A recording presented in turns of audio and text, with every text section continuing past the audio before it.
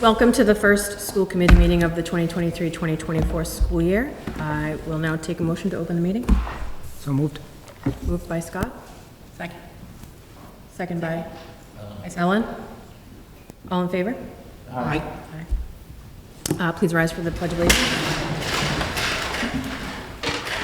I pledge allegiance to the flag of the United States of America and to the republic for which it stands, one nation, under God, indivisible, with liberty and justice for all.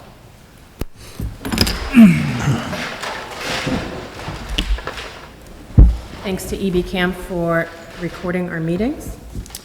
Up first, we have Superintendent's Corner. Thank you.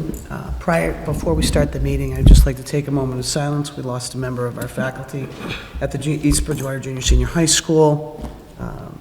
He was on a prolonged illness, and we reached out and we send our thoughts and prayers to his family. Carl Cabuccio was a business teacher and also the advisor of our DECA. Very kind, very loved and supported teacher here, and he really engaged very well with our student body. And our thoughts and prayers go out to the kids and obviously his family, but if we could take a moment, please.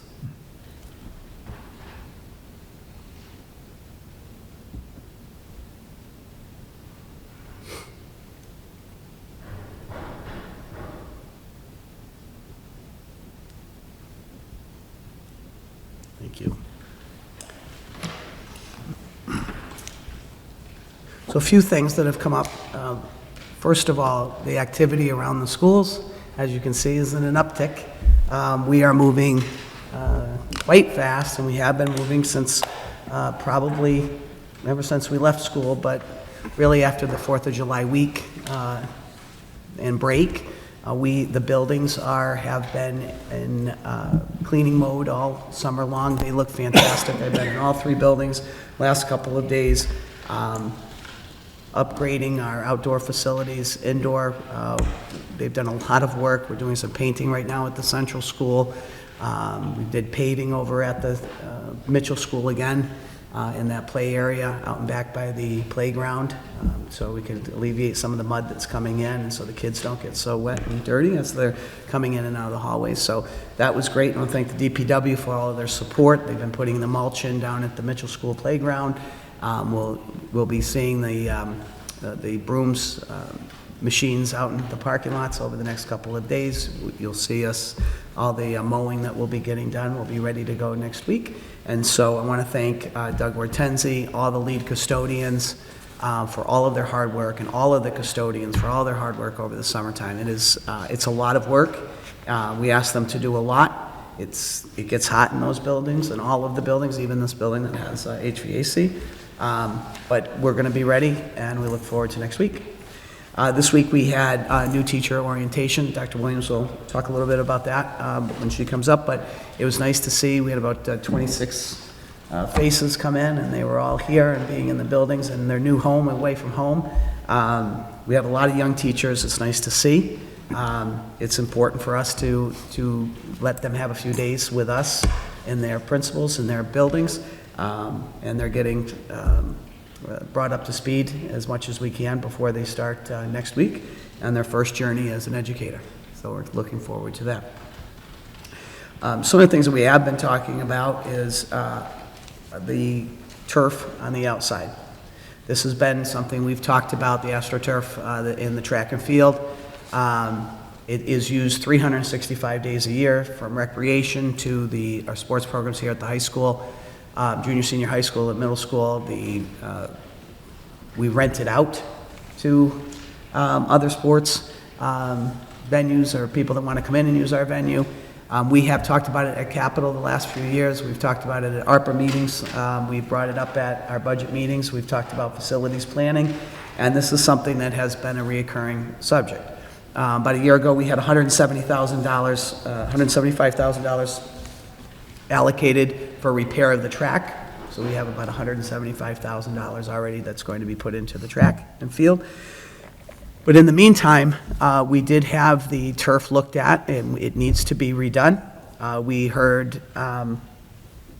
We brought some architects out here who gave us some thoughts and some plans, and with Brian Kiley's help, Mr. Seelig's support of the town, and your support to support getting the architectural company, KBA, involved with us, they will be doing a full presentation of why the turf needs to be redone, how much that would cost, what is the time frame on that, and we spent about $48,000 to get this company involved in the town. At special town meeting, we will receive that money back from the town as we move forward. With the architects, they will tell us everything, soup to nuts on this turf, why we need it done, what are some things that we should do differently than what we might have done before. They have a new mat that goes underneath it, something a little bit different that maybe gets you another 2 or 3 years. We know that the time of field is, we've outlasted our field. They give you a time frame between 8 and 10 years. The turf is for good shape and to be used. Turf is expensive. It gets hot. Kids do get hurt because it's fast. People get hurt on it. Football players get hurt on it. It pushes back at you. It's bouncy. It doesn't turn with you. It's not grass, and it can send you forward. We know that, but we want it to be safe, and if we need to redo the field, we're asking for the town to support us in this. Whether it comes from capital or ARPA funding from the town, and we'll have those conversations after we get the report from the architectural company. So that's on the docket. In your packet, you see the 23-24 new hires and faculty, staff, and resignations. We had some staff resignations and retirements over the summer, going into June, as you remember, and we had a couple more over the summertime. We've been hiring frantically. We have 6 positions still here at the high school. We are looking for middle school science, a .5 math,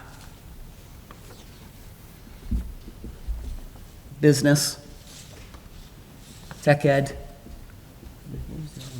and 1 special education, Jay? Here? 2 special education. They are all posted. We reposted them, we're refreshing, and I know that Jay has been meeting, has been trying to help out Mr. Silva, and they have been interviewing frantically over the last few weeks. So we're right on target. Central School has everyone that is needed, and the Mitchell School. We had a movement in Mitchell School because we had a late resignation over there, and a reading teacher has moved into a sixth grade position, and now we're looking for a reading teacher. We hope that will be filled by the end of the week. I did speak to Matt, Mr. Paquette, yesterday and today. They're starting to get some resumes in. We just posted it. It's just come in. We had Dr. Williams and I went to the Massachusetts Superintendent Association Summer Institute. It was all about relationships and building relationships with your school community and students, working on DEI, which we are doing here in our district, and I think that everybody across the Commonwealth is working on that. Also, really working on our inclusivity throughout the district and with each other, and how we work with kids and our relationships, and how that will promote attendance and achievement with students. And so we were there for, I don't know, 4 days. A lot of great speakers. It's nice to be with your colleagues, to hear what's going on in other school districts, get ideas that may help with us, support us, and give our ideas that will help and support other districts as well. We had our administrative retreat last week. We had all of our principals, including our new 2 principals here at the high school, Bill Silva and Tom Walsh. We worked on building relationships. We talked about school improvement plans, strategic planning, but we did have Dr. Renee Haywood to talk to us about equity, diversity, and inclusion in our schools, and looking at our data and how we're growing, and what we do, and what we should see, and how to work with our teachers, and just working and relationship building. And then the next day, we had our attorneys from Murphy, Hesse, Toomey, and Lehane talk to us about special education issues and student issues, and we also had Mr. Dominello in the afternoon. We had Nick Dominello from Valario, Dominello, and Hillman talk to us about human resources and progressive discipline and staffing issues. Great administrative retreat. I'm very proud of this team. The principals are ready to go, and they are in their buildings at this time. And we ask that if parents have any questions, we ask you to start with your schools, start with your building principal, go that route first. If they can't support you, or it's something else that you need, then you would call central office or Office of Special Education, and we will get back to you as soon as possible. And if it's a transportation issue, we will hear from you. We will get your questions. They have a spreadsheet going. They'll get back to you as soon as they can. The only thing I can say about transportation, every year we go through some of the same questions. We understand we cannot get into the cul-de-sacs. The buses have a tough time turning around. We ask that kids go to the top of the cul-de-sac. We still have issues that people say, I don't want my child to walk this far. It's a busy street. There's no sidewalk. There's a corner.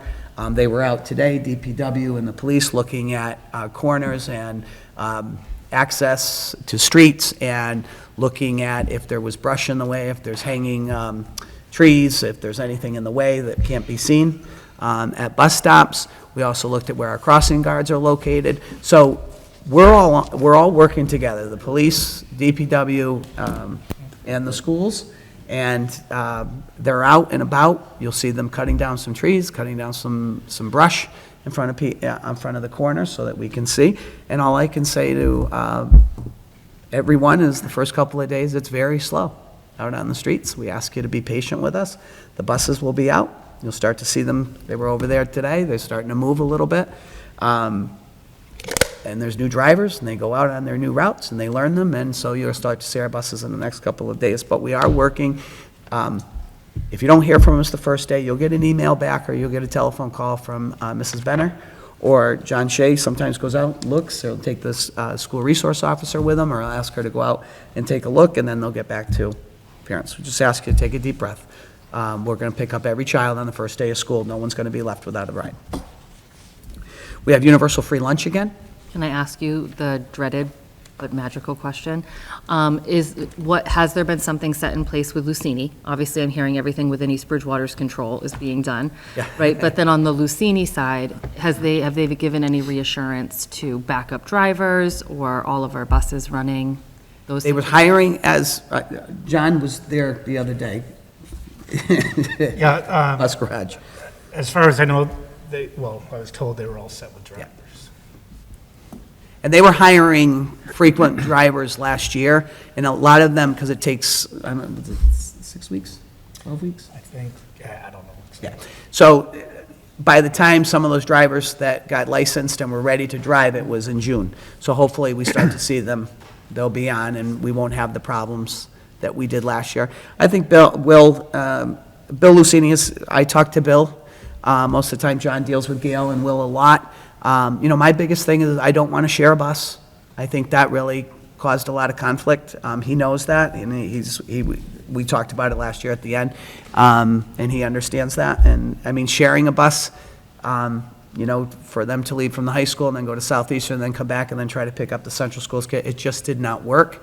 And then, we heard from Mrs. Byrne and Mrs. Nichols that, there was times that we didn't get kids picked up till, 3:30, 3:45, 10 to 4, 4 o'clock. So that's something we're going to try to avoid. So we are on them, they're working with us, and they're picking up the phone still and talking to us, so that's a good thing. So as long as we keep the communication open, that's good. Food service, universal free lunch. Every student gets a free lunch. We still need you to sign the free and reduced lunch forms and the sharing forms so that would be provided free lunch or reduced lunch. If we didn't have universal free lunch, we're still putting that towards athletics and transportation. So please fill out the forms. They're online. Mrs. Deb Vaughn, if you have a question about food services, please email her. She told me, I put her email in the letter yesterday that I sent home to families. She said that she had 3 when she got home last night. So that's what we're here for. We want parents to call us. We want grandparents to call us. We know that we have a lot of grandparents taking care of children. Please call us. No question will not be answered, and no question is dumb or can't be answered with a couple of minutes of looking around and getting the answers. Is there free breakfast too for some Yes. of the kids? Yes, and with that, breakfast starts on the first day of school. She's also, Deb Vaughn told me, and I did talk to Bill Silva, they are going to have the kiosk that they had open for like seniors, because the kids park out here and they come in a little bit later and they don't go into the cafeteria.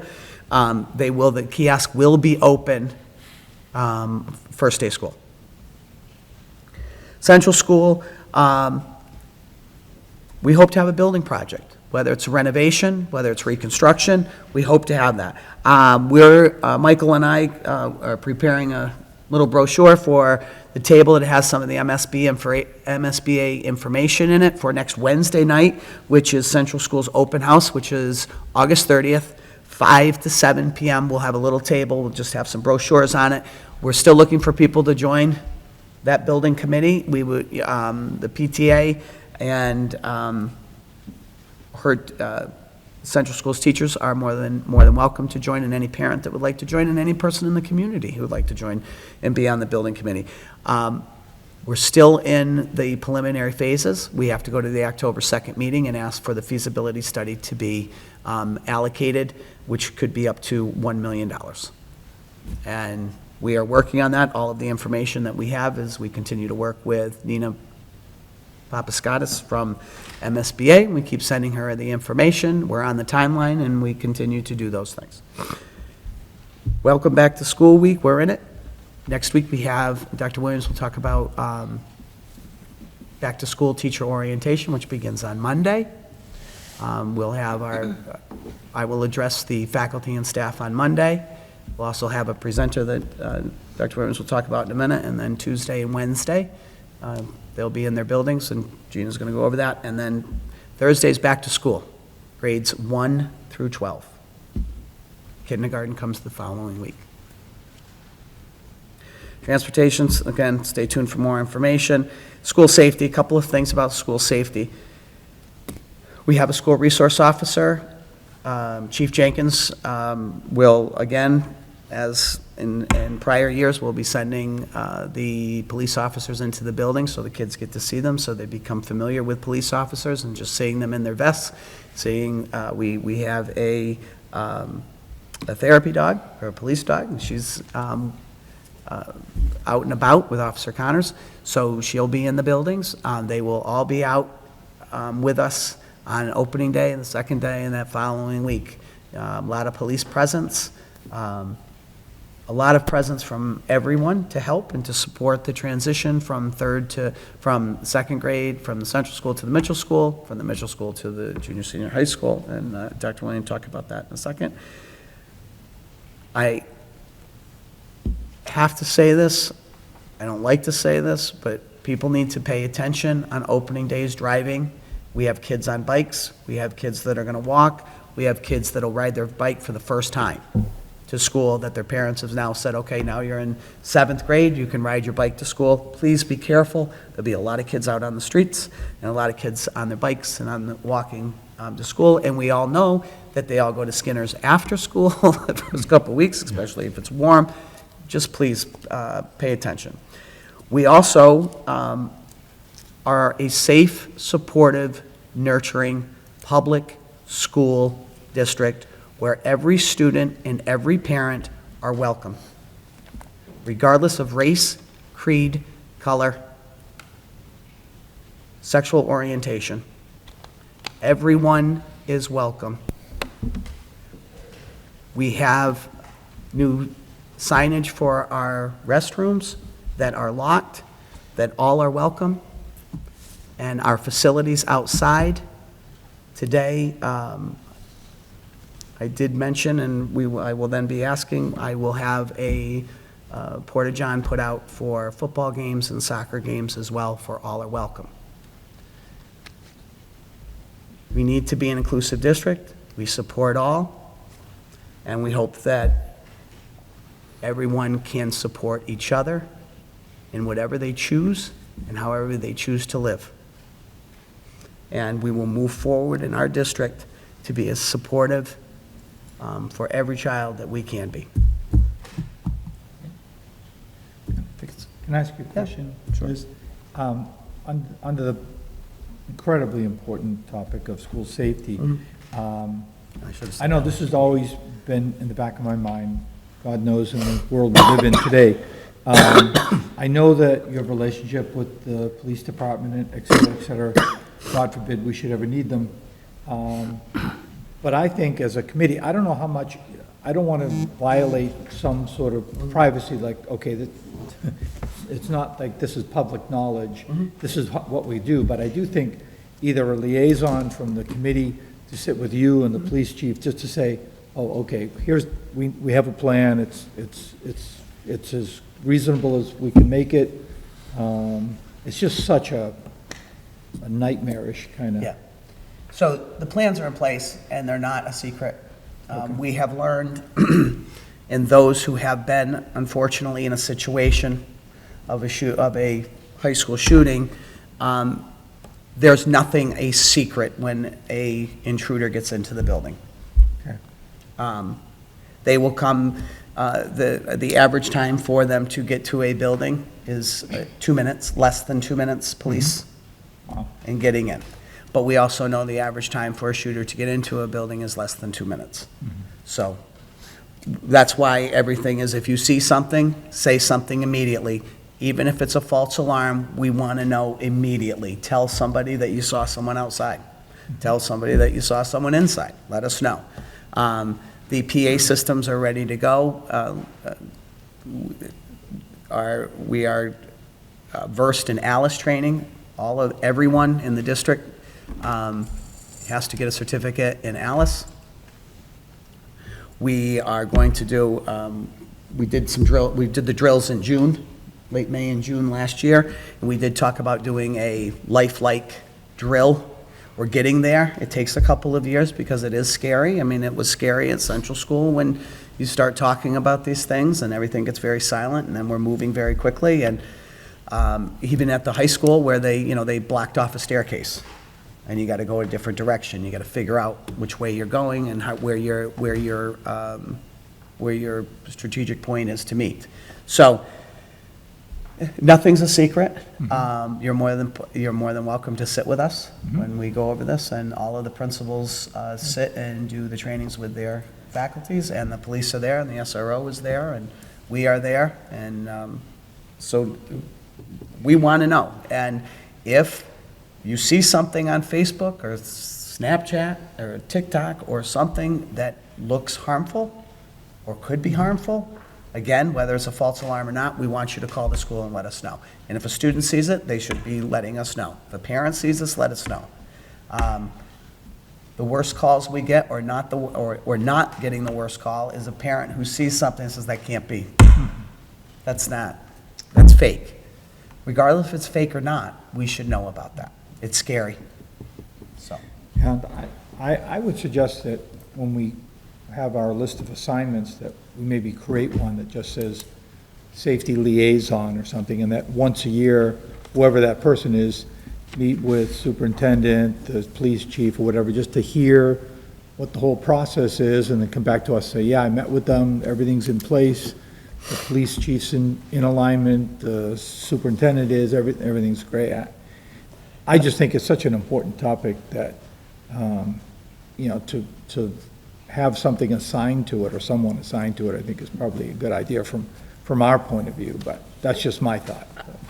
I think we need to look at where it falls as far as school committee umbrella. I mean, yeah, it's important, but I don't want us anywhere, like, I want to make sure that it fits within our purview. No, that's a good point. Yep. I mean, it's one thing to get an update, you know, it's another to go sit in a meeting. So, and I know last year, I know the conversations with the students started later in the year. Are those going to be sooner in the year this year? Yeah. Okay. Unfortunately, the year, and this is something that we actually talked about at our retreat, the year takes on so much. There's so much to accomplish, there's so much to do, there's so much we have to get through, and there's all these things going on. What we talked about is taking time for Alice, and taking time about creating relationships with kids. You know, the more kids trust us, and the more kids understand that what we're saying and what we're doing is the right thing, that when it comes to a situation, even unfortunate, with Alice, we're going to get, kids will follow and do what we need to do quicker, better. I think the year got away from us, but I think it will be earlier this year, and we'll do some more trainings where they start to move. Central School goes a lot slower. I think now that Mr. Puckett's in his second year, I think that'll go a little quicker, and I think the high school, I think that, you know, Bill Silva has been teaching here for a while. He's been a part of it when we brought Alice into the district, so I think it'll start quicker than later. You can hear our crickets. I can. I know, I was like, oh. That was probably Bill Silva's science experiment a few years ago. And now it's going to come back to haunt him. We can tackle that problem. Yeah. John Shea's got an update, then Dr. Williams, and Jay Phelan is going to just update us quickly on special education. I missed that, so. Before, does anybody have any questions about anything that's already been discussed? Are you laughing at the cricket? The cricket has a question. I guess I might take a run at a couple little things here. With regards to the turf, it sounds like we've already talked about the track and $175,000 with regards to that, and a feasibility study for $48,000 for just the turf. Did we do a feasibility study for doing the track? The track was I think it was 2.5 years ago. They came out and they gave us the track company, or the company that we brought. Was it MF Athletic came out? They came, right, was MF Athletic? I forget the name of it. Yeah, somebody came out and they went around, and, you know, we had cracks in the track and on the side. They gave us an estimate of that. Brian Kiley, he runs those with the athletic director. They went out and took a look at that, and then we had gotten that money a year ago from Capital for one safe fight, and we have not. So I guess where I'm going with this is, if we had looked at the track a couple of years ago, and now we're starting to look at the turf field, do we need like a more comprehensive look at everything? Feasibility studies are important, but they're very expensive. Yep. And I'd rather have a feasibility study that looks at something in whole as opposed to bits and pieces. So I don't know if that falls under Mr. Kiley or not, but I think going forward, what I would like to see is there be more comprehensive, if we're going to be spending money or asking the town for money, the study should be geared towards, okay, are the stands next? Is the bathroom in the kitchen after that? So my request, I think, going forward be, when we look at these things, we don't look at them piecemeal, we look at them in a more comprehensive total environment. I'm glad that you say that, because we've been saying that for 9 years, that there should be a town-wide facilities strategic plan. And John has said it, I have said it, Brian Kiley has asked for support, John Haynes has asked for that. So that is something that has been on the plate, to say, let's look at the entire town. What goes first, what goes second, what's the school? We did the We did the bleachers outdoors 3 years ago, 2 years ago. We did the bleachers inside last year. We're keeping up with that maintenance. The track and the turf, that's a big nut, it's a big nut. And I think, again, just like Central School, you know, built in 1949, and the construction of it began, and then, what is 1963, Gina?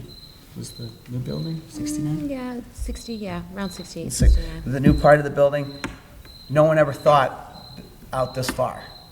And so Brian and I, John, and we've talked about this a lot, there needs to be a townwide facilities map. So you know, like, you know, if it's the library, town library this year, is it Church Street Field next year? Is it, you know, what's next and what, you know, what's being used the most? And so we have been talking about that. So I agree. And I know that Brian has talked to them about bringing in a company to help him create the strategic plan, engineering company or architectural company. So, yeah. I know there's still a few positions here. Yep. What is the plan for if they go unfilled past next Thursday? Will they be long-term subs, or We we have, kind of? so, the building principals have invited their long-term subs back. So we, Mike was doing those agreements today, and we were Okay. calling them back, and the principals have called them, so we'll get to see them. We're hoping to fill, Bill did send a name down this afternoon for a middle school science teacher, so hopefully, I know that we were just waiting for more information to come up from Mr. Silva, so then once that comes up, we'll make that telephone call.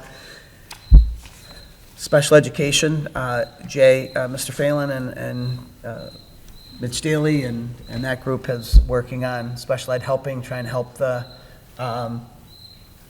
principals out in that direction. But as of right now, I know that Gina and I sat down with Bill Silva, sort of thought about if there are no tech ed teachers, where else in our frameworks and what else in compliance, what other teacher could we put in for ninth grade that could fulfill some of the requirements, or in the middle school.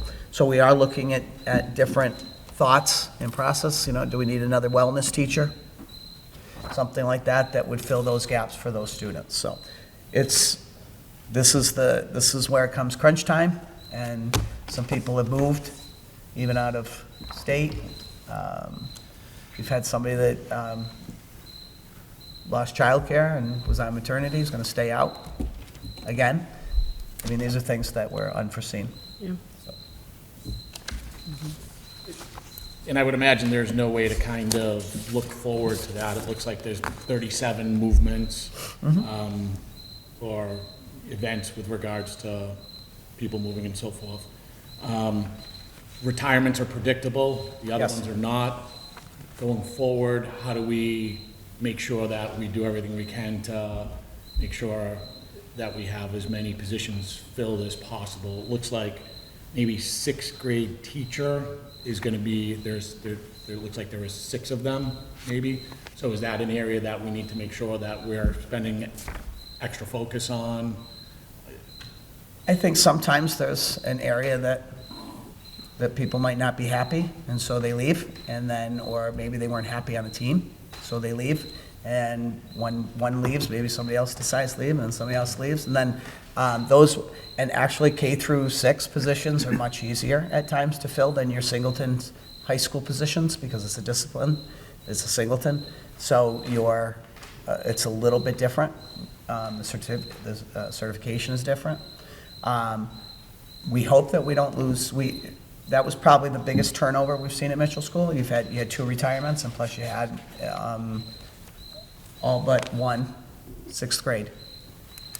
Well, and one happened last year, and then it's the full position that's replaced for this year. Yeah. So, and I think we need to be careful when we, assign a number to how many teachers in which grade, because a lot of the items on here, this is not to minimize the turnover, but a lot of these are within district transfers, so it looks like a long list, but a good percentage of these are Movements. movements rather than resignation. Right, so, and that's why there's a description next to some, and, you know, your new sheet doesn't have some of those Yeah, things on there. But we're trying to keep up with it, and that's why we start January, we start to post. I think, you know, Brockton had done a big pink slip this year, so a lot of teachers are off. They started to, you know, we saw a lot of teachers from Brockton applying, and then they started their recall. That's something that you're up against. You know, they start getting recalled, they're going to go back to that position that they had. So we were up against that a little bit. We had a few teachers that we were, you know, that were in our midst, and then were recalled, so.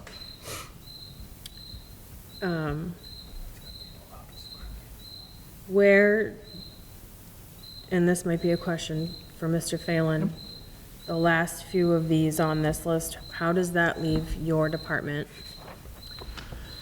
It leaves it like any other department, you're only short. But we're certainly working with that. We're working with a couple of contract agencies, and I've already reached out to Okay. them. When we look at it in that contract piece, I kind of tend to look for long-term subs. I'd rather have a full-time hire for us and bring in as a long-term sub, but they still need to be certified as a special educator. So I've already reached out to those companies. They do the vetting of the candidate. They send that back into us, and then we go from there. Good, thank you. Okay. I will be posting tomorrow. We got a parent square message to go out in the morning, looking for crossing guard, a couple crossing guards, and a few more ISAs. We're always looking for substitute nurses, and that will be listed. And then we'll also just list to look at school spring. We're going to refresh all of our positions tomorrow. Sometimes by refreshing it, someone will take another look at it.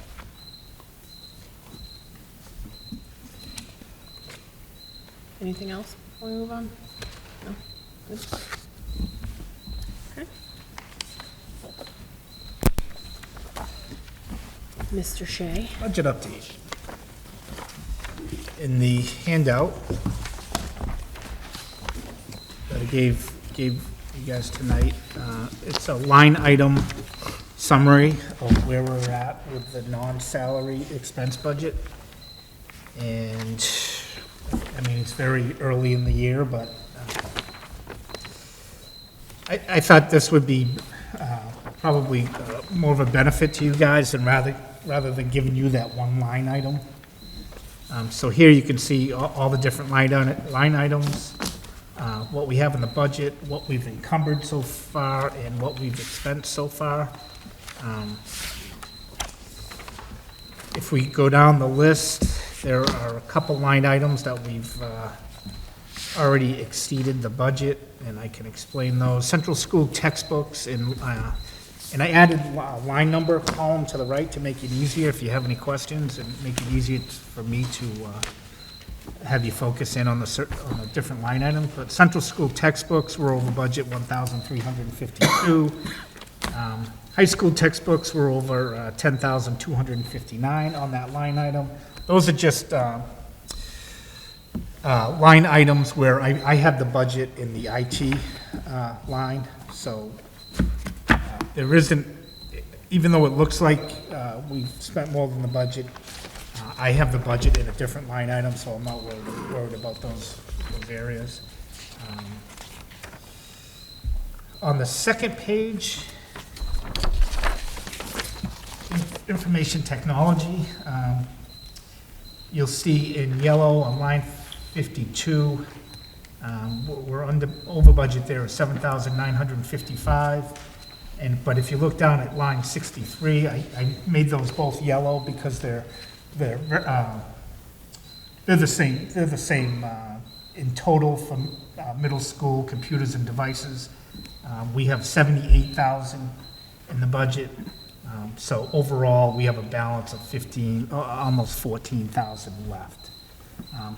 I did that. I broke out that line 52 and line 53, the middle school and high school computers and devices, special ed. I broke those out. Those are new this year. Each year I try to improve, because it's required for DESE, I try to improve on what we spend on special ed.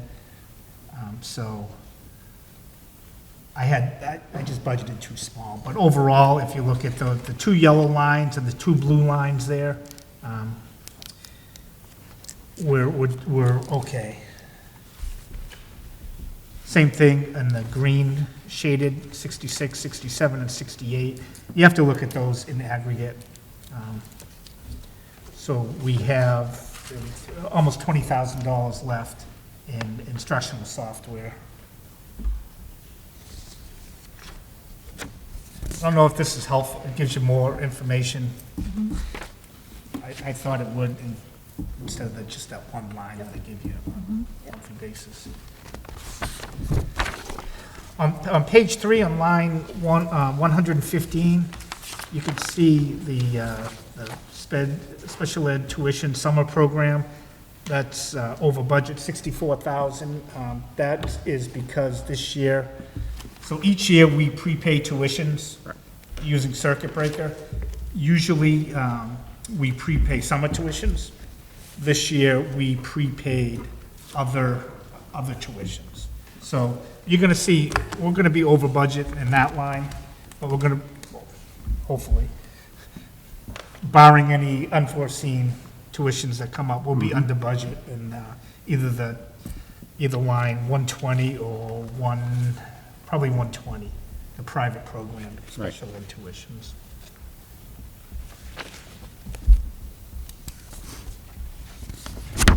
Like it's very early in the year.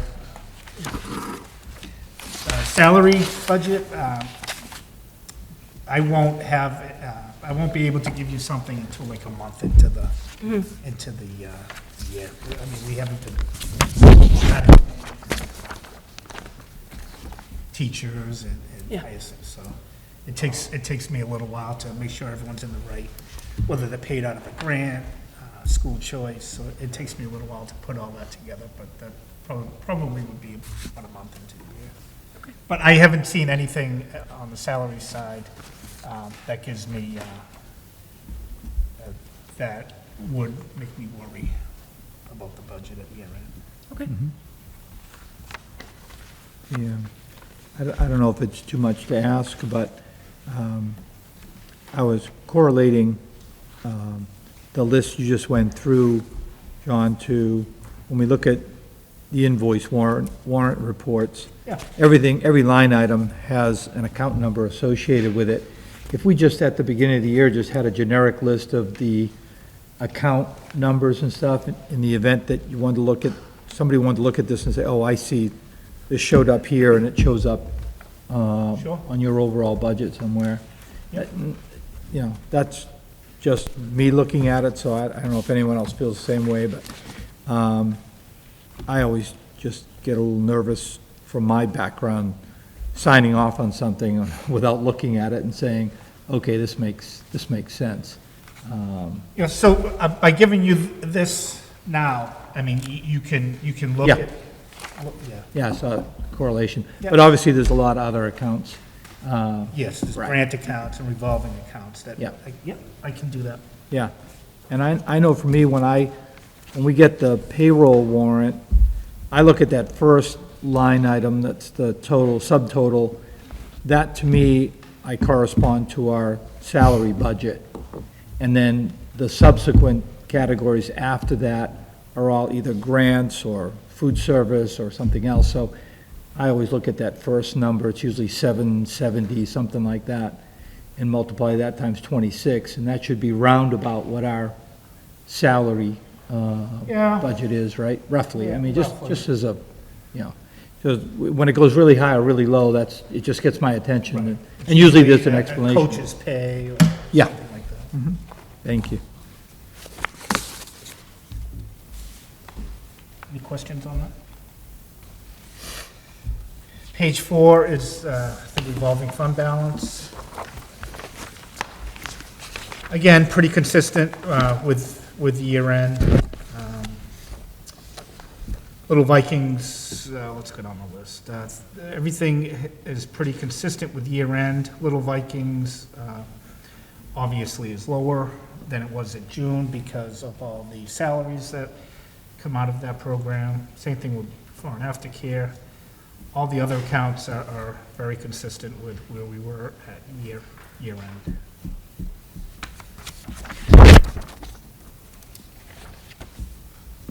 Thank you. And one more. Last page, I wanted to point this out. These were the grants over the summer. Summer Acceleration Academy, we got a grant for $181,660. We received the Brockton Area Prevention Collaborative Grant for a new touch view at Mitchell. High quality instructional materials is a continuation grant. We received $116,100. And a great one that we received is the Massachusetts Life Sciences Center grant of almost $180,000. We purchased, A lot of equipment. yeah, we're still purchasing, but we purchased right now about $130,000 of science equipment. I mean, that was a huge grant. And again, I say this all the time. If you look at these grants and you look at other towns and other schools, they're not filing for these grants because it's a ton of work. And Gina and Jen McPartland and Aaron Fisher, they spend their whole summer working on this stuff. And whereas, I don't want to call out any other schools, but I mean, Give away your secret. Thank you. they do a great job. John, you got one more that came today? And cell phone grant, which we just received notice today that we received. That was something that Bill Silva filed. That was a cell phone, a grant that allows us to work on how to reduce the use of cell phones for students. That's great. How much was that? Approximately 30,000. That's what, they did not come out with allocation today because there was more districts applied for it than, because the commissioner was pushing it in. Is that to govern down what sites they're going to and then? It's really, there's a couple of, you have a bag that you can put your cell phone in and it closes. And then there is, it locks for the day and then at 2:30 or what do we get, 2:10, it unlocks, the bag unlocks, you get your cell phone back. So the commissioners worked with Boston's Children's and the neuropsych department and the children's psychiatry division. The amount of activity that is on these phones and all of the information that kids are seeing, it's just, it's sending them to hyperland. And they're almost going into withdrawal. And kids have gone to trauma centers over withdrawal from their phones or from an app or from, and too much is too much. And social media is, it's a wonderful tool, but it also can be a detriment. So this grant came out, the commissioner pushed it at the Summer Institute. We pushed it to our principals here, and Bill, Christie, and Tom Walsh applied for this, and it's really, it's a deterrent, and it's one company has these bags that the school can put down on lockdown. They lock the bag with the cell phone in it, the phone locks in the bag, and then it opens up. Then there was, what do they call it, the pocket charts, yeah. pocket track. We bought those a few years ago, but that's something else. We could buy more of those where the students put the phone in a pocket behind a door when you walk in, and then you pick it up on your way out of class. There's companies that can come in and shut down your phone, your cell phones, but then does it shut down our everything else? So there's a lot of things that are coming out. They're working a lot, and the commissioner's sending out information on all this because he's very concerned with, that was one of the trauma that these things and social media is bringing to our children. So because of that, are we looking to review like policy with regards to cell phone usage? I think we've done that almost every year, and I think the handbook says that, you know, cell phone use is either teacher, some teachers use it, because we have apps on the phones, even though they have their iPad or their Chromebooks, some teachers allow them to use it. Then we have some people say, I want my child to have their phone on them. It's something for you to look at, something for us to consider. I don't know how you'd stop it. It's prevalent. People have them in their back pockets, their front pockets. We have kids that have two phones. You take one phone away, they go buy a phone over at Cumberland Farms. Or those day phones, whatever you call them. Track phones. They go across the street, pay $30, they get a phone for the day. So your dad takes it away, your mom takes it away at night, you walk over there with $30, and you get one for the day. Teenagers are meant for being resourceful. Yes, They will find ways. yeah. But it's, I mean, they're finding a lot of issues with cell phone use. A lot of information's coming out, medical information. They're saying that, I read one of the articles that he put out, that, kids of the people who make these apps and who make cell phones, they don't even let their kids have them because of the colors on the phone, hurt your eyes, cause blindness, cause deterioration of your retina, and the amount of, if a child has epilepsy or prone to seizures because of the lighting and because of the backdrop on a phone, which we don't even see, but your mind sees it. That's why kids don't turn it, they wake up in the middle of the night, they turn them on, they look at their phone. They're addictive. So, Well, and I think all people are, right? Like, we're talking about kids because we're talking you're about the right. district, right? And then the larger issue is that this is a people issue. Yeah. And we're focusing on kids' health, which is why, right, we're talking about that. Right. But like it's, the way it's modeled yeah. trickles down as well. It's like vaping. I mean, they've been talking about vaping here at the high school and at the Mitchell a little bit. We've seen it down there, but here at the high school, it's an addictive product. And it's more dangerous than cigarettes. You know, it's, Christy was telling us that the kids take one inhale of a vape, it's like smoking 5 cigarettes. The nicotine has increased, anything else, and a lot now, they're saying THC in the cartridges. So, you know, now you've got a student who not only is impaired, but is also, you know, addicted to nicotine, but then impaired by THC, by the marijuana. So, and that's a global issue too, that's a people issue as well. So, substance abuse is out there. But we are talking about all these things, and again, I think our health and wellness program throughout the district, you know, we have 2 nurses in each building, we have a lot of people talking, and I think when we talk to our teachers next week about relationship building, and taking 5 minutes out of each class, and just asking how everybody's doing, and just taking a deep breather. So hopefully we'll get there. Excuse me, John? Yes. With regard to the grants, thank you for putting this together. I think it's really helpful at the beginning of the year, or whatever the appropriate times are throughout the year, is to give us an updated list, because just in a general sense, correct me if I'm wrong, if our budget is $1 million and we get $200,000 in grants, well, we're going to spend $1.2 million, but we're still within budget. $1 million on our allotted budget, and then $200,000 in grants. So I just think it's helpful, particularly for somebody coming onto the committee and then ongoing for all of us, to know where all that fits, and to know what the number is. And so if you're really paying attention to the numbers and they go up or down, you know how to trace it back, so. Sure.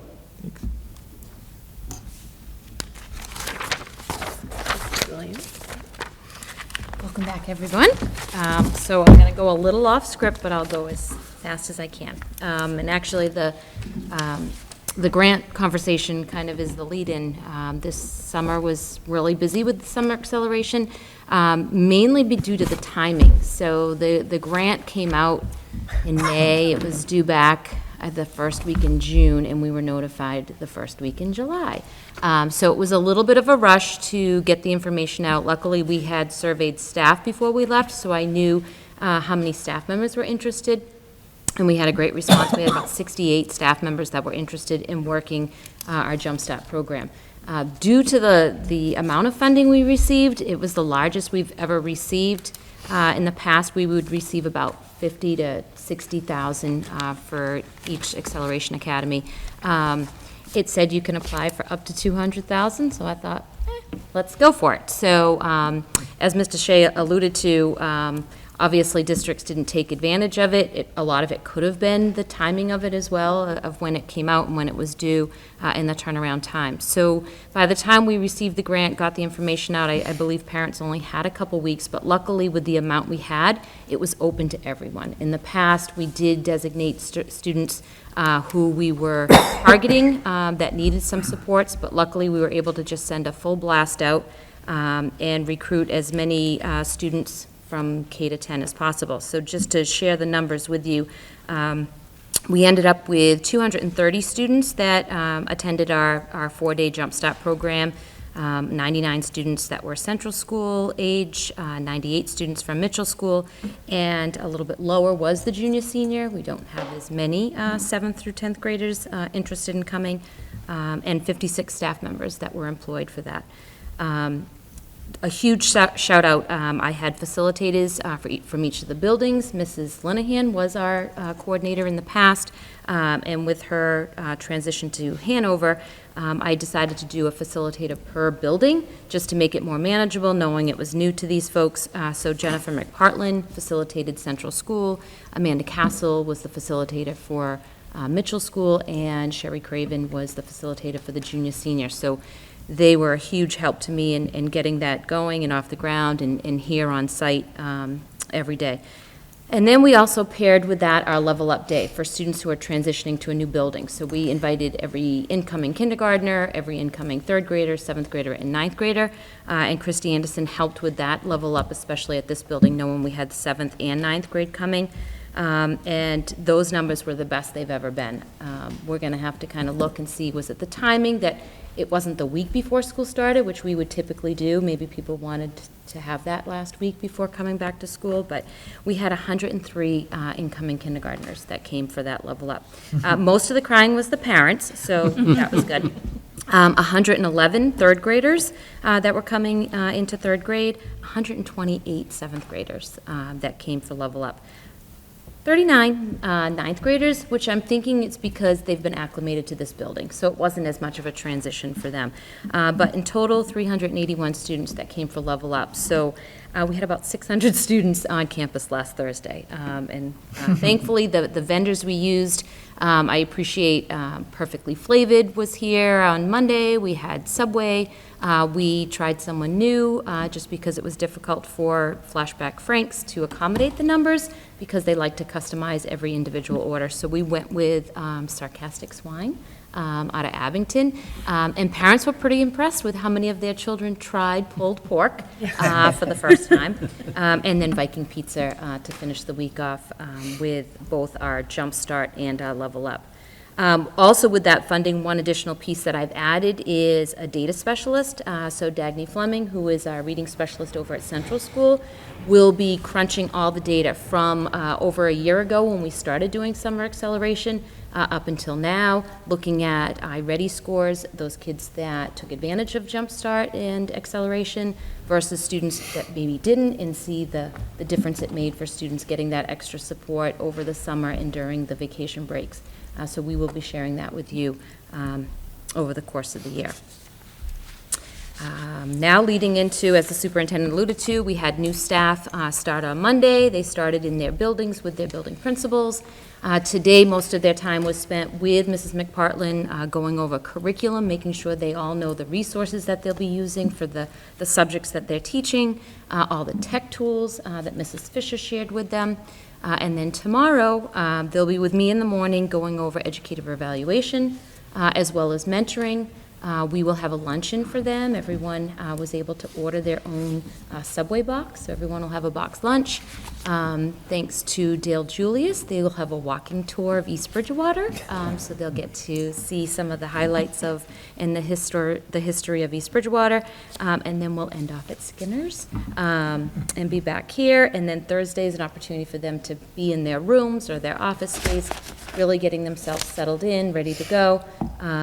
I left it up to the principals whether they give them Friday or not, so that'll be up to them. But it's really a good opportunity for them to come in, get settled before all staff come back next week, which next Monday, everyone will be in the district.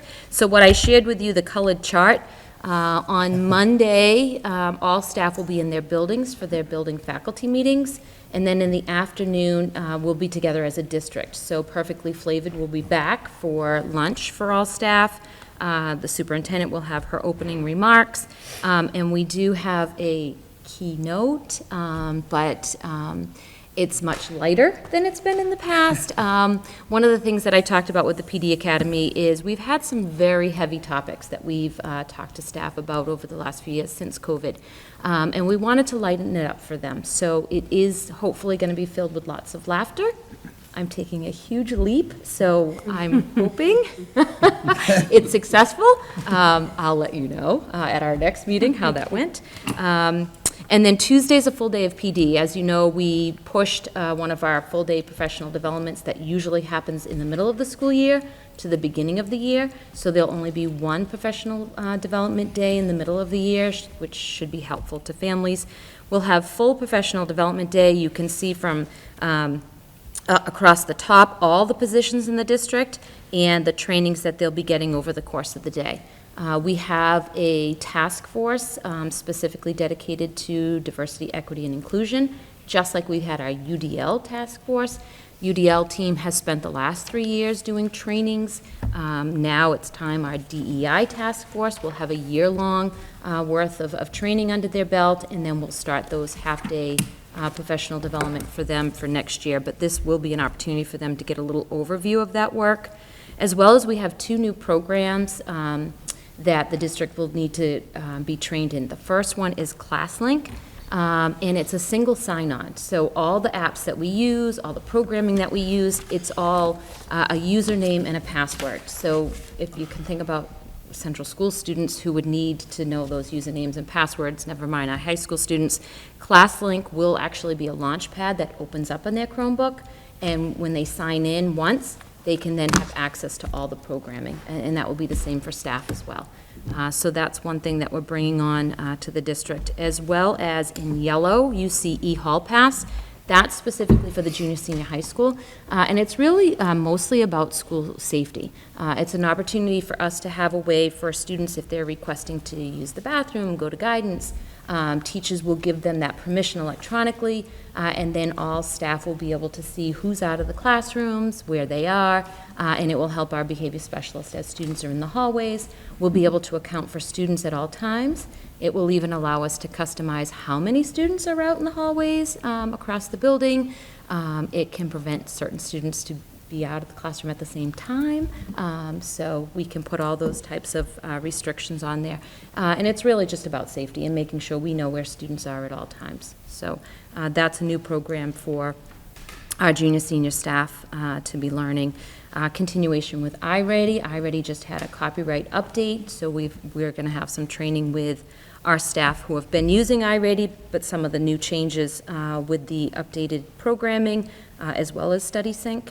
And then the pink is time allotted for our staff to meet as department heads with their departments and lead teachers as grade level teams to really just talk about their programming, their alignment, a really good opportunity for them to be cohesive as a department or a grade level team and get those expectations ready at the start of the year, because once the doors open and the students come, there's not a lot of time for them to sit together as teams and grade levels. So Tuesday is our full day of professional development, and then the third day, Wednesday, is really that opportunity for them, like with the new teachers, be in their classrooms, getting set up, especially, Central School and with third grade their open houses, they get very anxious about making sure their rooms are ready to go, looking the way they want them. So on Wednesday, that will be an opportunity for staff to be getting their rooms set up. So that's how the 3 days are looking. Like I said, it will be a whirlwind for everyone, but happens every year, and we're used to it. On the agenda, the 3 items that were there, strategic plan, just to remind you, our strategic plan goes through 2025, but we'll be meeting as a district team just to look at what are the action steps that were completed last year, what action steps we should be looking at for this year. The pillars remain the same, social emotional wellness, strong instruction, looking at assessment and accountability. The 3 things that we'll really be talking a lot about with staff is breaking down barriers for students' learning. So, continuing with universal design for learning, diversity, equity, inclusion, and as we mentioned to you last spring, making sure we have district curriculum accommodations that all teachers have been trained in and ready to utilize when students need those supports. And not always saying, well, they're just not making it in this class, or they just can't access. There needs to be systems in place so that all students are set up for success and get those accommodations that they need before we're looking to refer them for any special services. iReady, right from the beginning, as of September 5th, the testing window will be open. Certainly Central School will not be testing that soon. The window will remain open until the end of September for Mitchell and grades 7 and 8. We keep the window open a little bit longer for the first week of October for Central School, but it's really important for us to get that baseline data as soon as possible so that teachers can be making their instructional groups. If we identify students who might need some Title I reading support or math intervention support. So although it seems a little cruel that we're assessing students so early on, it's really just a measure of where they're at and what they're ready to learn and what supports that they need in place. And then, of course, Parent Square. I think it was very successful last year. Parents, had maybe too much information, they felt at sometimes. Hopefully, families all know how to receive digest. If they don't want to get the blasts as soon as we've posted them, they can receive everything once a day. Teachers, we want to continue to increase their usage of it so that parents feel like there's only one place that they have to be watching for information to come out. So we'll continue with using Parent Square. Hopefully, there'll be even more usage than there has been in the previous year. And then lastly, the Safer Routes to School. We had some preliminary conversations with Safe Routes to School. There is grant funding available. Mr. Shea is going to sit on a webinar tomorrow for us to learn more about those opportunities for us, and it's really going to be looked at town-wide. Our town librarian, Jessica, is interested in some pedestrian lighting, especially on the half-days when students are crossing to go over to the library. If students are walking or riding their bikes to school, we want that those safety signs up everywhere that they need to be. But it also gives us an opportunity to look at, how buses are accessing the schools and how parents are accessing the schools when they're dropping off and picking up. So it'll give us some opportunities for funding there so that we could do some studies to see if there's more effective and efficient ways. And certainly as we move forward with the building project for Central School, we'll want to be looking at, how we can create safer routes for more students to walk or ride their bikes. So more to come on that. Thank you. Welcome. I don't know if you had anything else to add, but I know Yeah, I you had a certainly question. Unless anybody has any questions for Gina? So, first, I'd just like to touch off as far as special education goes. ESY was a great success again this year. My kudos and my thank yous go out to Sandy Tellis as the coordinator and the ESY staff. I know there are districts around us that had a lot of trouble kind of staffing and getting their ESY up and running this year. We had no issues with that. Our staff were right on board with us. Sandy had them signed up and in line and ready to roll with the kids the first day of ESY. So we ran a 5-week program again, Monday through Thursday. It runs about 3.5 hours a piece. We had 142 students that we invited. We had about 80% attendance over the course of ESY. Some students might have missed a week or so with a family vacation or a few days here or there, but for the most part, we had about 80% attendance across it. They were able to work on thematic units. They were able to work on some of their summer reading that some of the kids had to do. They got a lot of supports by the staff to make sure that those things are in and ready for them. Again, it was a great success. When we wrapped up, I mean, I had some parents who wanted to know if we'd go a little longer. So, I mean, that's a great program, and it ran really well for a lot of our kids. The other part that we'll be working on this year is the Department of Ed has a new IEP project coming out. They have a new IEP improvement project, they call it. It's going to look a little different than what we have.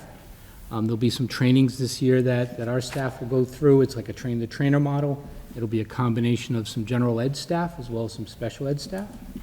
We'll be developing that, looking at that, and then bringing that out to our staff as it comes along through that train-the-trainer model. I'll give you more updates as we get that from the Department of Ed. We need to adopt it at the start of next school year. I don't know if anybody has any specific questions. I'll certainly answer whatever I can. ESY stands for what, Jay? Extended school year. Thank you. No problem. Thank you. And now we move on to Superintendent's Evaluation Subcommittee. We met last Wednesday.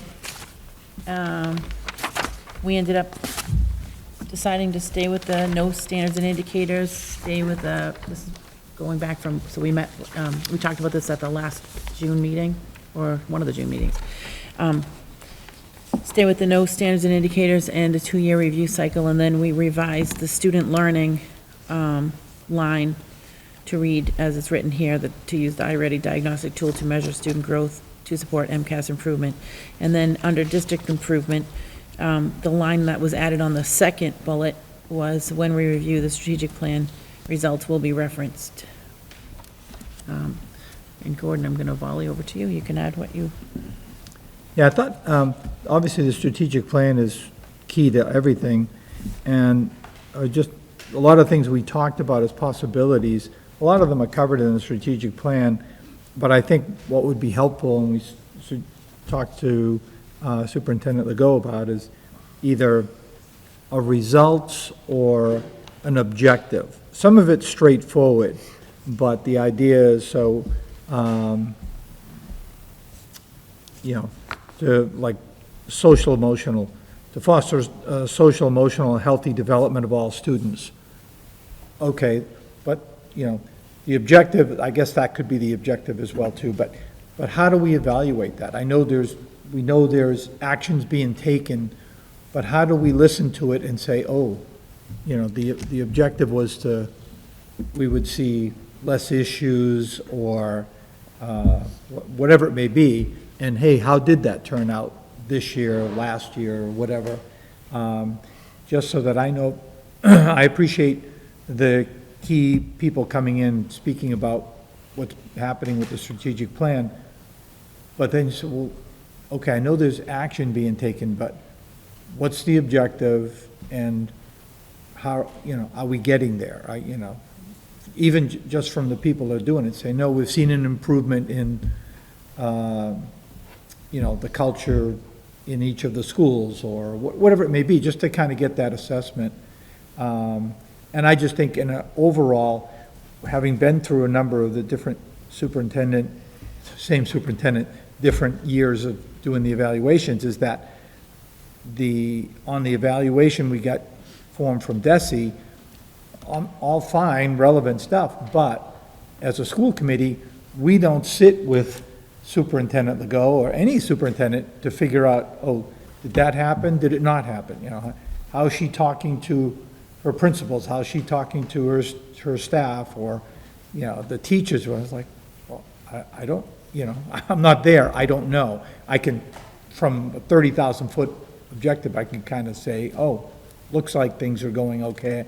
Haven't heard anything otherwise. So our thoughts were, let's boil this down to some key initiatives that we can watch and our designed to obviously move us forward in a good direction, and it's, so Superintendent Legault knows what we're looking for, and as we get information as the year unfolds, it'll back up these different categories, and then we can make an assessment.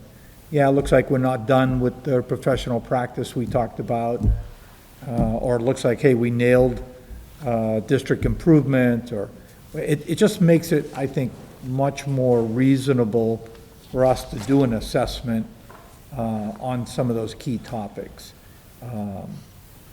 So I think that was sort of the thought You talked process. about watching the ebb and flow over a period of time. Oh, right, so the obviously MCAS, we got iReady, so MCAS is the ultimate, that's how we're judged against all other schools and in the district or whatever. If that changes, great, but for now, MCAS is it. And I think with something as complicated as MCAS, it's key for us to look at a trend. You might have a good year, might have a bad year, where have we been, where are we, what direction are we pointing in? And then worst case scenario, if there's a down year, superintendent or the administrative folks can come in and say, yep, here's where we faltered, here's what we're doing to counteract it. So again, we can hear and follow along with the more specifics of it. Any event, I just thought that would be much more helpful.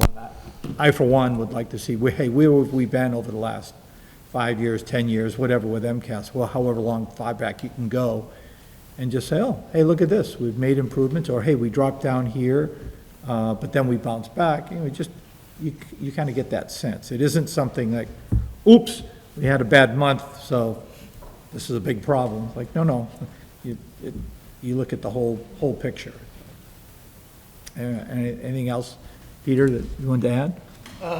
No, I think if it's all in conjunction with the strategic plan, with the goal of improving testing and a better educational experience, I think that's what all the goals should be tied to.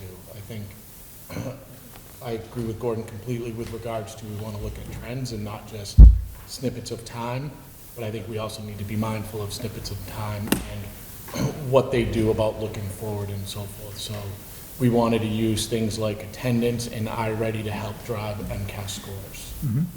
Right, because attendance is on the strategic plan, and so it'd just be helpful to us as we get an update to say, hey, attendance is trending in a good direction. Here's where we were last year, here's where we are this year. We feel good about that, or maybe it's going the wrong way, and here's where we think the problem is, and here's what we're doing to address it. I mean, you're not going to get through a school year without any problems or issues, or we always could want it to be better, right? But, what's key to me is, okay, what are we doing about it? And that's what we can hear and listen for and kind of tie it back to what we were shooting for. So I'm having trouble wrapping my head around all of this.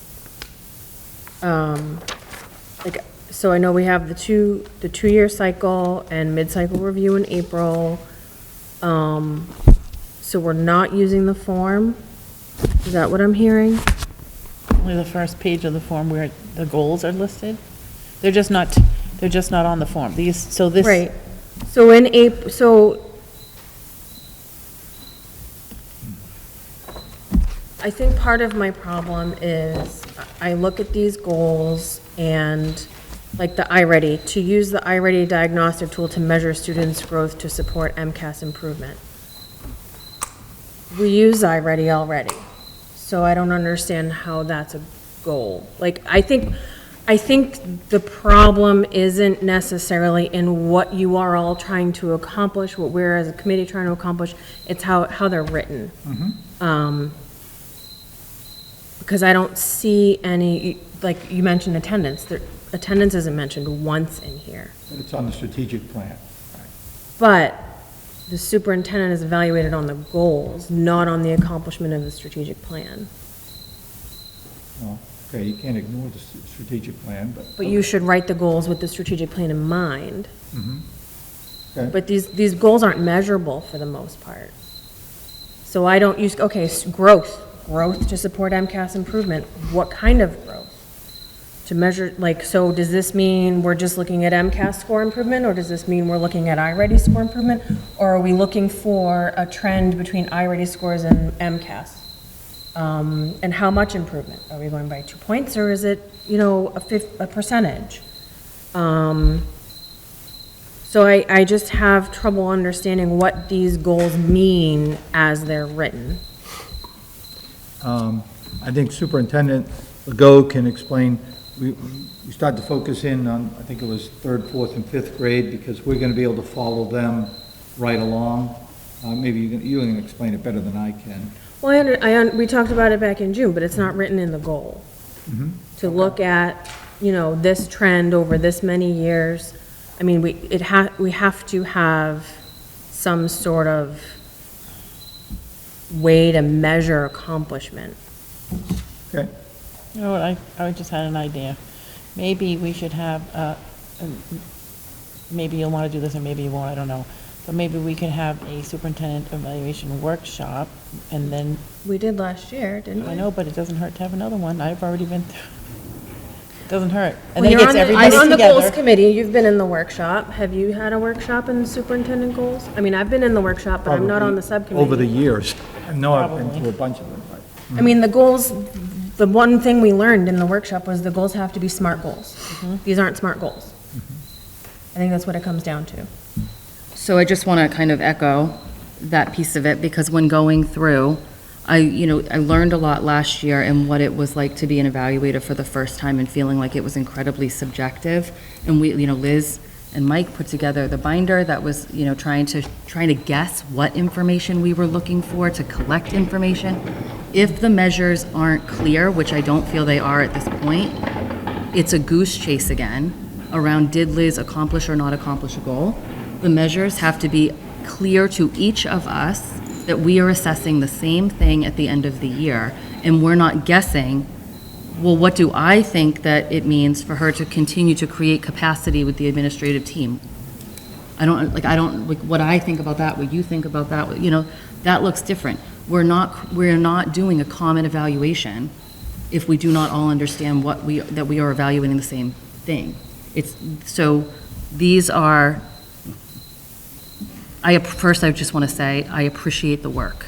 I can't, I do. I understand those conversations and what that looks like. In order for me to feel comfortable doing a fair evaluation in a mid-cycle and then in 2 years, they have to be more measurable.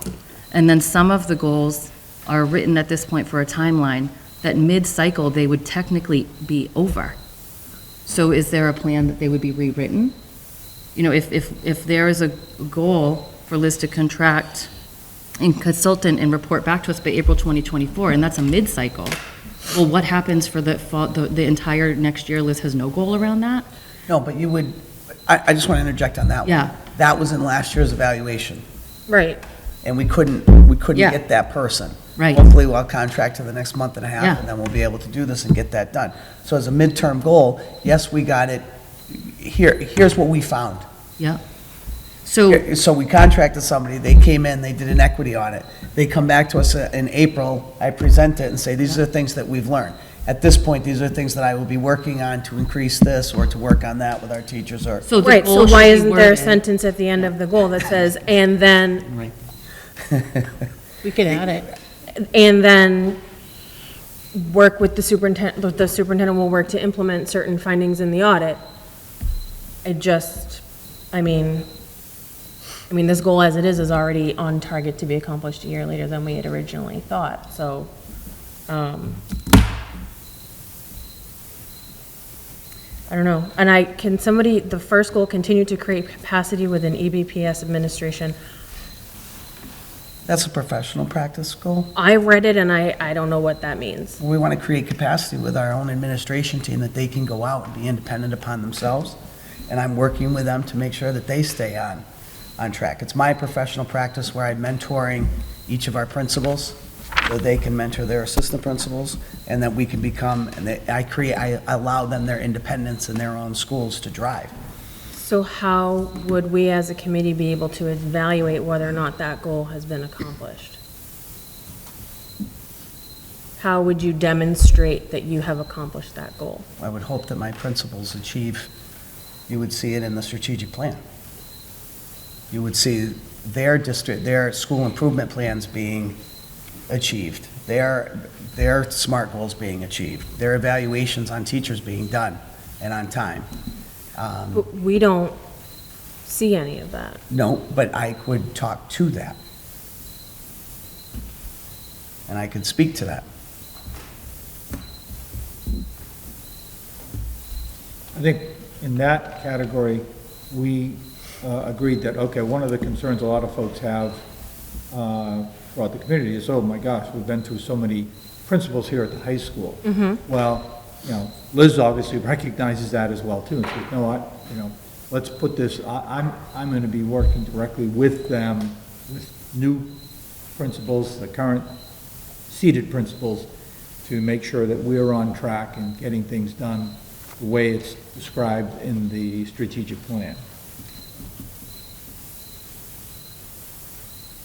But if it's specific targeted numbers, okay, great, I agree with you, that's smart, that's, it And either it is. doesn't even have to be targeted numbers. It can just be, Targeted time. this is what the accomplishment of this goal looks like. Right, and that's what I was trying to get at about the strategic plan, is that I can read the first column and say, okay, but what's the ultimate objective, and how do we evaluate that? To say, oh, that's great, we got there, or we've made progress towards it. So I understand what you're saying. I think that's the type of planning or information that needs to be outlined in the goals, so that when we're all coming together and or separately, and evaluating whatever evidence is presented to us, we can all look at it independently and know what we're looking for at the same time. Okay, Suggest just table, come back in September. yep. Yeah, Well, I think the unfortunate part is we don't have opportunity to have this conversation. So tabling it, Yeah, but you have a Right, but subcommittee. the subcommittee and the has to go subcommittee back and will make meet again. improvements that we're asking. yeah. And then they'll bring it back in September and we can, Prove it, but there's no, you can always, after a subcommittee meeting, Ellen can, you're the, I don't know, whoever it is, Gordon, he can send the notes from the subcommittee meeting out. You can't have back and forth dialogue. yeah, we can't but you have can conversation. provide, you can provide information. We can't have a conversation. Can't have a conversation, Right. but you can But provide, being informed, like, knowing how you guys got to this, I think might have been helpful. I mean, in the end, it's still what it is, but, I don't know. You're right that this is the only time we have to be able to have this conversation. So I think, but it's not, it's a time for us to have the conversation. But there's also time for, if you wanted to call my office, say, Liz, I'd like to come in and just, I want to review this with you and talk to you how this came up with. but then that's a conversation that the rest of the committee doesn't get to Exactly, hear. but I can call each person on the committee and say, what do you think about this? That is not having a dialogue. That is the superintendent calling each member of the committee saying, this was a specific, measurable, accountable goal that we came up with. We decided that attendance for the 10th grade. Why is it so important? And what are we doing about it? What's my support there? How do we measure it? There's only two ways that we can do this all together is either a workshop or do it in one of our open meetings here as a regular meeting and do it. That's the way to do it. What is it that we're trying to do? You want this to be a different way. If you want to participate, we all participate together. Well, no, you guys are the subcommittee. Right. So we're providing feedback, and now the subcommittee can take the feedback that we're providing, Right. implement the feedback into the writing of the goals, and present the goals again in September. And if there's any follow-up question or anything you have with something that somebody has said in the meeting, you can take that up with that direct member and see how they feel about it. Yeah, to me, that's what I thought we're doing, like, okay, we worked on this, we had thought process. Right. Now, just the three of us doesn't mean anything. It's the six of us that mean something.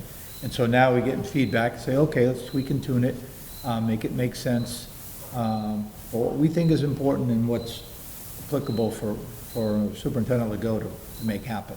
So, Right, like the overall objectives here, aren't the problem at all. Like, I think, you know, there are a million things that we could set up goals for. But the actual goals aren't the problem, it's just how they're written, and there's no concrete, objective, measurable. Okay.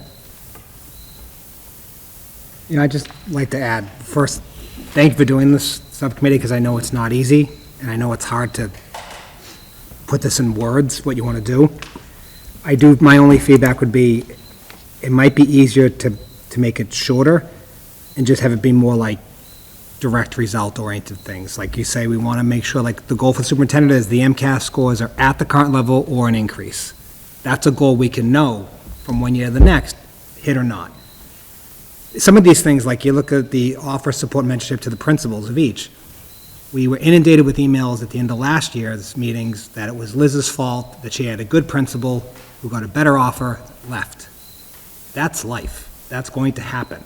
So I think we need to make sure that when we're giving her directives or just, you know, the evaluation, we have to have very succinct goals. It can't be kind of vague and like, we want Liz to do a great job. Okay, well, that's an opinion. And then next May, I'll say, sure, I think she did a great job. Peter might say, I'm not sure. You might say, definitely. That's all opinions. I think we need to get, and if we have the opportunity to kind of change the way we do the evaluations, we need to make it very succinct and subject to less opinion. Because I think some of our opinions on each other are going to be different throughout the year, and at the end of the year, we might have 6 evaluations that look like we're evaluating 6 different people based on the same thing. So I would say, I don't envy your task, but I would try to make it very like, here's the goal, here's how we actuate it, and we move forward. Because some of these, they're good, but they're vague, and it's tough to ever say, she creates a good, you know, community. It's okay, and like, communication's always when I hear about that the superintendent's not great at communicating. I like the communication style. Maybe it's just the right amount for me. For others, it's too much. For others, it's not enough. It's an opinion-based thing, so there's no way to judge Liz on an opinion-based thing. It's just not fair to her, or anybody that's a superintendent in any school community. So that's my advice, is try to be as direct and succinct as possible and say, here's the goal, here's what we'd like to see, and we can just, at the end of the year, say, was this done? Yes. It's not an opinion, it's a fact. Just make it easier for everybody to do this next year. And I totally agree with the concept, because my frustration back in the past has been, I looked at the evaluation, I want to put time into it, make sure, and I keep all our notes from every meeting and look back and then say, but, you know, how do I really assess some of these things in the DESI form? Talk about vague and generality, so we say, okay, let's just skip that or not reference it and just create our own goals, which is part of the process anyway. And then at the end of it, we can either say, based on how we've set it up, exemplary, proficient, needs improvement, or unsatisfactory, or whatever. So that it's very, you know, straightforward for us to, there's always going to be some subjective opinion in there, but, so I think we're on the same page, and I think it'll clear up some of the confusion that invariably happens when we get to that last thing. So, oh my God, now we got to look at this, this form. I don't know, how do I get all this information? And a lot of it comes back to us. Every single meeting that we have is to collect our notes and say, oh, okay, I'm going to make note of that. That's on the goal piece. I heard about it. I'm going to follow up on it. Looks good to me, rather than just, you know, turn the clock ahead to April and go, okay, there you go, there's the form, what do you think? Like, well, wait a minute, what? You know, so that's part of it, but I agree, a big part of it is just say, let's just make straightforward goals that we think are relevant and important, not just something, you know, we want every light bulb, you know, replaced in this building. It's like, okay, we need something that makes sense. Yeah. And one thing that I would ask is that if you're tying something to the strategic plan, include which piece of the strategic plan in the writing of the goal. Because if you just say, well, it's in the strategic plan, and I'm sitting here like, okay, now I have to go refer to the strategic plan or go back to meetings and when we were last updated on that piece of it. So at least if I have, you know, I know at work when we do our operating plan, we have to, each part of the operating plan has to reference a specific piece of the strategic plan. So that somebody knows why we're doing this. I'm not asking you to do the same exact thing, but, some sort of reference would be helpful, I think. Yeah. And I think the superintendent's, the goes point we brought up in our discussion is that, just tell me what you want and what you're looking for, and I'll make sure you get it. So we just want to make sure we're all clear, and that's what will happen between now and hopefully when we sit together again in September and say, aha, okay, this is it, makes sense. And, Superintendent Legault's a key part of this too. She's the professional, so we want to be guided by, we don't want to put something on a piece of paper that she said, well, that doesn't make any sense, or that has no bearing on anything. So it's a collaborative process, and hopefully it's going to be a positive one and one that we can all kind of say, oh, okay, got it. So, okay, we have more work to do. So just quickly with the iReady one, was using that as a base. One of the notes that I had made is that iReady has obviously stopped being used at grade 8, so that with that being the student learning goal, it eliminates how we're looking at high school. I get it, MCAS is taken in high school, but, and we're saying it's a growth in support of that, but the student learning goal is, if it's based in iReady diagnostic tool, it's not capturing the entire student body.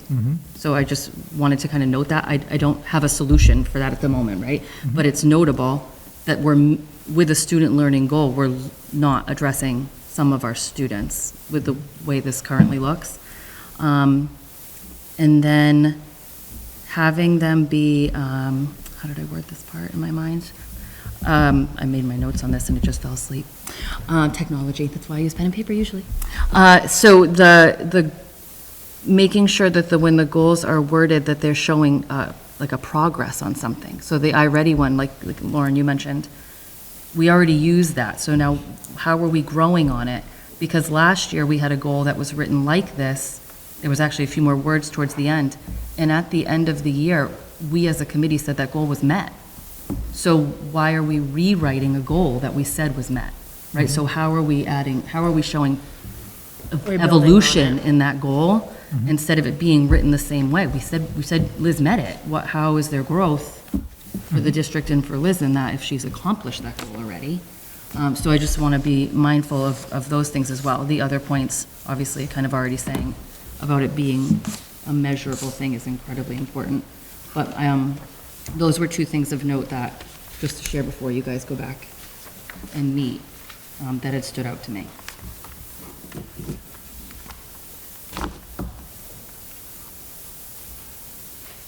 Okay. I think, I was looking back at last year's goal.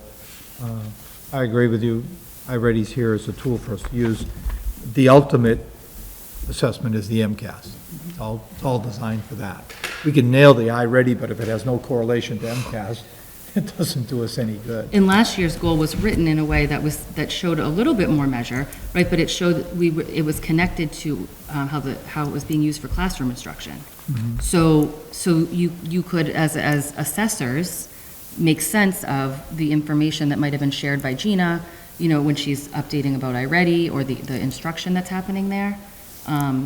We could make sense of it more, right? So the last year's goal that was met, even already made that connected that dot already, right? So I just think it's important that our goals are reflecting, evolving. Okay. And I agree with what you said. Liz has said repeatedly, just tell me what to do and I'll do it. So I know that's the feedback on that piece of it, just make it that way. And I don't think it's going to be a fair assessment if it is not clear what we're asking for. I mean, I spent 5 hours on that evaluation last year, looking through the binder, notes, the comment about strategic planning being included, because I was going back and forth to a strategic plan, me connecting, which one do I think Liz is doing in this part, right? So it eliminates all of that work that's done to do a fair evaluation. Okay. Okay, Thank you. got it. Thank you. In our packet, we have copies of the school committee calendar, which is our meetings for the year. One thing that we want to bear in mind over the course of the year, special town meetings, budget hearings, and annual town meetings, which we don't have dates for all of these things yet. There's a special town meeting in October. October 2nd. October 2nd, thank you. And hopefully, as soon as we get dates for the other things as the year goes on, we can make those known to everyone. And we have a workshop next Monday, 8/28. 8/28, 6:30, here. 8:28? I think I have one on my schedule.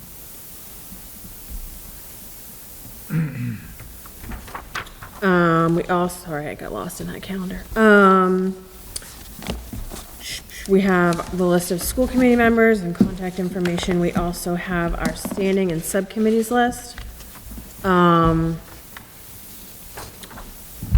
know that this list, when I was looking back in the minutes, when I was reviewing the minutes of the last meeting before we came here, I saw that we did fill 2 of the open positions. And I'll get those to you, Mike, when we're done at some point. There is still, I think, an open position on the standing committee for school committee goals. Because I didn't see any reference to that in the minutes of the last meeting. And right now, it's me and Ellen. So if there's anybody else who would like to come have fun with us and pour over the school committee goals. I can do that. I think last year, Peter, Oh, do you have a note? well, I know the bargaining subcommittee for a certified professional contract was open, and Rebecca Yep. signed in. Yep. Budget subcommittee for non-certified contract, I replaced Colligan. Yep. And then for the school committee goals, the open spot was filled by Peter, who doesn't have a plaque, so I don't know if he can do any of this stuff. We'll work on that, I guess. Well, So you're still, because it's not officially on record yet, you can still. All right, so Mike, I will, get this to you. Okay. And we have the, FY 23, 24, 25 school committee goals. Just for review, I don't think we need to go through all of them right here, out loud. But I think Gordon and I actually brought this up before we started. I think it's just as important for us to kind of review these periodically throughout the year as it is for us to check in with Liz on her goals throughout the year. So I guess what I ask is everybody to just kind of review these. And let me or Ellen or Peter know if there's anything that sticks out that you think needs review. And Ellen, I think we need to have a subcommittee meeting to go over these, or can we wait for feedback, or, because they're still in effect. Because this is They're in effect 24, or until- this is 25? This is 24. Fiscal year 24. Yeah, this is FY '24. Okay. So it's still in effect for 2 years. And we have to sign them every year? I think these were signed last year, right? These were We usually do, signed I think. with the Imagine protocol. I signed think them 'cause we, Peter doesn't. yeah, so Peter we- didn't sign them. I think we should probably, we signed them when we revised them in February. But we should maybe think about when we sign our operating protocols, maybe signing these as well as a current committee. So that's something we can look at.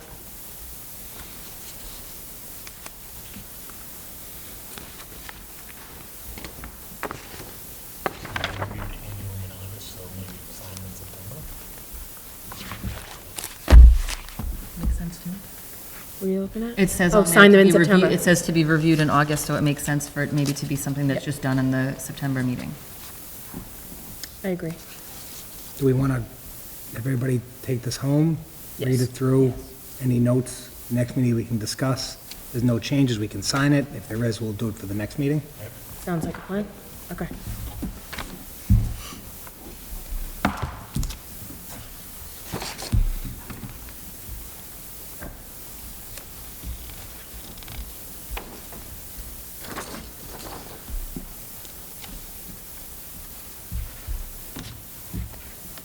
Did your thing light back up? Yes, I had to press a button. Okay. That's that. In our packets, we have two pieces of correspondence. One is from Mr. David Hallinan, a resident of East Bridgewater, inquiring about naming the road, the driveway into the high school Vikings Way, which I think is a fun idea. I just don't know if it's a school committee thing that we can do. So we received this correspondence from David. His father, as you may know, has been a crossing guard for many years for me and for the district. I called Mr. Seelig. He said that he would bring it to the selectmen and to bring it up to ask if there was a policy on naming the road. I didn't think that it would be a problem because it would not interfere with mapping or reconfiguration of any town lines or any town roads, or it would interfere with Wazy. You know, the high school, if you tell it, go to 143 Plymouth Street, many times people show up at the town hall because it used to be on the top. I did speak to Mr. Seelig. He was bringing it to the selectmen, and he would let us know. We didn't think there would be a problem with doing that. I thought it was a good idea. I thought that I would bring it to the school committee. I know that David is here this evening, and that Mr. Seelig would bring it to the selectmen himself, ask them what they thought, and they would get back to us, and then we would talk to DPW about making a sign. And as you know, we have, as you can see, the paint has already started for the upcoming school year. That was something we brought in a few years ago, so. I'll be right back, but I certainly have no problem. I think it's a great idea. I don't know what the road's called now, so. Driveway to the high school. Is it called anything? I think it's just the driveway. But yeah, so we'll wait and see what Mr. Seelig says. Okay. And then at that point, it gets to just be approved by the select board, and it doesn't need to come back to us at all? No, I would just mention Yeah. it, that, Okay. you know, everybody is in agreement that this would be a nice, a nice name for our entrance off of Plymouth into Bedford, or Makes sense, Viking Way. Viking Way. I mean, what other name would it be? Yeah. Thank you. It's a great suggestion. Thank you, David. Thank you for sitting So I had to wait the all whole that. time. I thought you was first. I know. Thank you. The poor people that wait for us. Well, thankfully, it was a yes, you know. Right. Or, Get to us right now. do you want to speak to this other piece of correspondence, or do you want me to? From Pat, Yeah. from the athletic director. So, the cheerleading has an opportunity for a nationals trip.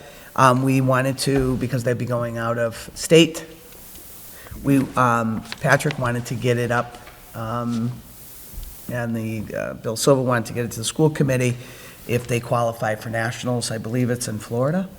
I believe it's going to be in Florida. I think they go to, is it Orlando, Mike, he thinks it's at? They think it's at, I don't know if they have all the information, and they need to start fundraising. That's the whole big thing, is to bring it to your attention, to ask, if they can start preparing to, would you give them the okay to allow them to travel out of state for the national cheerleading competition? That's what they want now. They want, This is just a heads up. this is a heads up that they will be coming and looking for approval. So we don't have to do no action. No, but I think it's because of the field trips have been coming with Costa Rica. We'd like to go to Costa Rica. Do you have any problems with us going to Costa Rica? At least it's on the table. You know that we're coming with it. And then when they come, and whoever comes with the information, you've already seen it. It's out there. You can have discussion. And now that it's out there, people will start to talk about it. And I think the cheerleading, I think my understanding from Mr. Leonard is they believe that they're going to make it. And so that they want to start fundraising and starting to get ahead of the people. We don't want to jinx anything. Lilia probably told them how much we talk. That's all I really know on that. Hope for success. Yeah. Hope for success, and hopefully to they get to come vote back, on it. yes, yes, yes. And they have to exactly. pay, I guess, you're paying up front to go, so by December, that's the whole big thing. Now is time for public comment. Is there anybody here for public comment? No? Public listening. Well, thank you for coming and public listening. Faithful listener. We appreciate it. And now we can move on to action items. Action is required to accept, should we wait for Gordon to come back? We should try to finish before he gets back, so we can all be gone. You don't got a know. quorum. I feel like we do have a quorum. I'll also thank the PTA, I'll give you some time, I'll thank the PTA at Mitchell School for giving us a donation for paying for the pavement that was used out at the high school. We talked about that last year. They came and they helped us with that, and Matt Paquette had asked them for that, went to the PTA, talked to them. I think it's a great idea. I went down and took some pictures of it. I'll have them, I'm gonna start putting them up on the website just so people can see that it looks really nice, so you'll be able to see it, and voila. So that should be part of my evaluation. perfect. See? Can I ask a question about the Chromebook covers? Yeah. Well, wait, why don't I read that? Now that Sure, go Gordon's back, ahead. because I didn't get through reading it, because I didn't want to. Sure, go ahead. I think the wanna current jump the gun. motion was to kick Gordon off the committee, that what we were voting on. Well, I thought it was. And give Peter his sign. Thought it was gonna be called McKinnon Boulevard or something. That was our second option. to fight the case. You're going to be a boulevard and not a way. Oh, That's boy. fancy. Oh, boy. I mean, we might want to consider that, actually. Anyway, Fancy, that's like Act- honor with a U. action is required to accept a generous donation from the Gordon W. Mitchell School PTA in the amount of $3,000 for 150 Chromebook covers. Upon acceptance, the funds are to be deposited into the middle school donation account number 2633086748600. Any discussion? I just have a question, a curiosity question. My curiosity question is, what exactly do they look like? I mean, is it like a case that you put the, oh, Yeah, it's like a case, protective case. okay. And So, oh, sorry, Greg, go no, ahead. go ahead, finish. So they take it out of the case to use it, or the case like adheres to it and it just protects it? It snaps on. Oh, Like okay. a phone case, I imagine. Yeah, right. Yeah. Oh, okay, that's what I was thinking, but I just figured I'd ask. Does it cover the keys? Is it a top of the thing or like a screen protector? It's a plastic case that it has a bottom and a top. It protects it from falls. Drops, Right. the dog walking on it while it's sitting on the windowsill. So, the PTA, so we thought we bought all new Chromebooks for the third graders. So we thought this would be a great test to see how they work and maybe institute it elsewhere. But the PTA was great. Matt Paquette brought it to them, and they thought it was a great idea, and we thought it was a great idea. It's something we haven't bought before. It's something we don't include in the budget, but, we're hoping it works out well, and then maybe we institute it whenever we buy new Chromebooks, like next year, the third grade, at the end of, 4 or 5 years, every Chromebook will have a case. So if you get a Chromebook in third grade, you turn it in for eighth grade? Is that how the process works? If you get a Chromebook for third grade, you would turn it in for seventh grade. Okay. Seventh. So you'll be able to then you get a see new by one. that point in time what kind of shape those are in and how many have been replaced, so you'll be able to tell. Well, we'll be able to tell probably in the first 2 months how it's going. It's a quick turnaround on that Yeah. data investment. I'm taking a motion So moved? Second. by Scott, second by Ellen. All in favor? Aye. Thank you to the PTA. Action is required on the minutes from the school committee meeting of June 20th, 2023. Any motion? Discussion? So moved. Second? Moved by Ellen, seconded by Scott.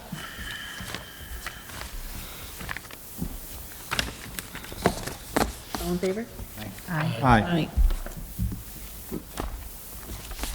Action is required after review on payroll warrants, 7 PS dated 8/16/23, 5 PS dated 8/2/23, 3 PS dated 7/19/23, 2 PS dated 7/5/23, 5/4 PS dated 6/30/23, and 5/2 PS dated 6/21/23. So moved.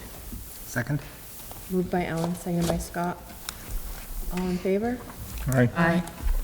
You look perplexed. Because I'm wondering, we talked about Peter, can you just not, can he vote on payroll warrants, or can he not? So Peter has to abstain? Okay. Your wife is an employee of the district, and she's on each warrant. Did you just send that email to me, or did you send it to? Oh, my mistake, I didn't send it to you. I'll talk to you about it later, I'm sorry. I thought it went to you too. I could be joining you as well on that list, so. Yeah, we have Y'all to, there's company. another, we have to look at another one. So Peter abstains, and the rest of us voted aye. Okay.